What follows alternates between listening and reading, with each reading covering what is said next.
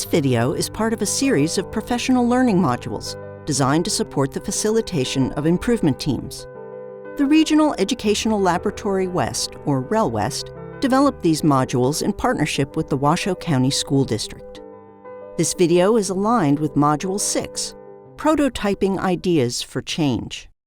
4 key questions guide improvement work. What are our priority needs?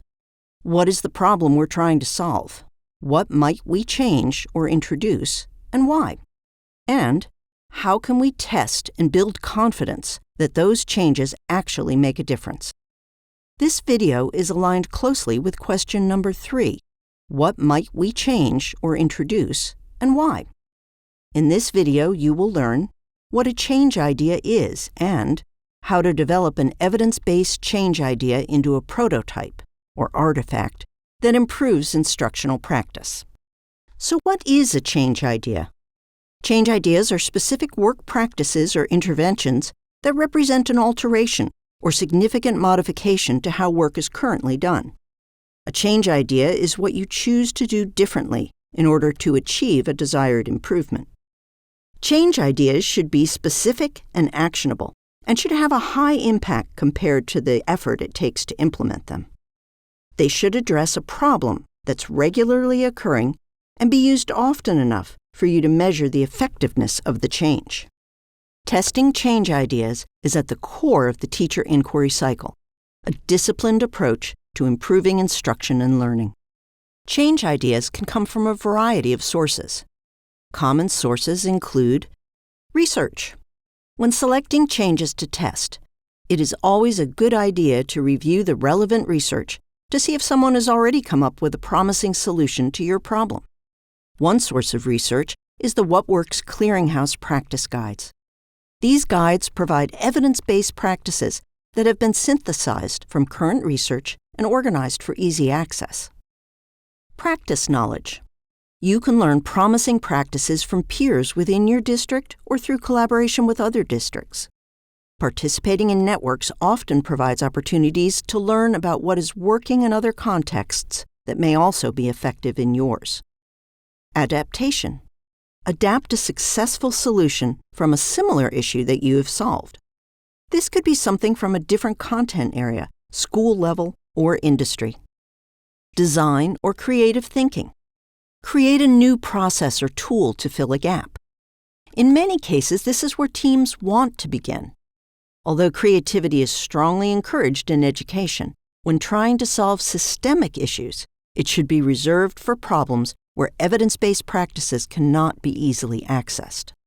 Some common pitfalls for change ideas are: the change idea is not specific enough. The change idea, instead of being a change, is simply providing more resources, like money or time, to continue doing the same thing. Not considering learning from others, because you are convinced your problem is unique. Trying to find the perfect solution and never getting started on anything. Before testing, a change idea needs to be developed beyond the idea stage and into a prototype. A prototype is an early sample or model built to test a concept or process. Prototyping is one of the fundamental processes for design and has been around as long as humans have been creating new things. For our purposes, a prototype is something that is testable, revisable, and shareable.